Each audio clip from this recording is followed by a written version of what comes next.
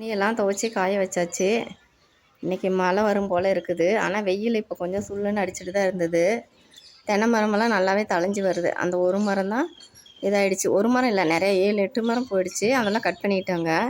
இன்னும் அந்த ஒரு மரம் தான் கட் பண்ணல. இங்கே கூட ஒரு மரத்தை கட் பண்ணிட்டாங்க. இனிமேல் போய் டீ போடலாம். இது ஒரு டைம் 3 மரமும் செத்து போச்சுன்னு சொல்லியிருப்பேன். அப்போ வெயிலில் எல்லாம் தலையெல்லாம் கொட்டி போயிருந்தது. நான் கூட செத்து போயிடுச்சுன்னு நினச்சிக்கிட்டேன். அப்புறம் பார்த்தா இப்போ நல்லா தழைஞ்சி வந்துருச்சு. நம்ம அறிவு அவ்வளோதான். மரமெல்லாம் எவ்வளோ நாளைக்கு தாங்கும் போல் இருக்குது நல்லாவே. இந்த மரம் செத்து தான் போச்சு. ஏன்னா கீழே அடியில் இந்த குப்பையெல்லாம் வச்சு தீ வச்சு விட்டாங்க. அதனால் போயிடுச்சு. இது வேப்ப மரம். இது என்னோடய டீ பாத்திரம். இப்போ ஒன்று எடுத்து டீ போட்டுக்கலாம்.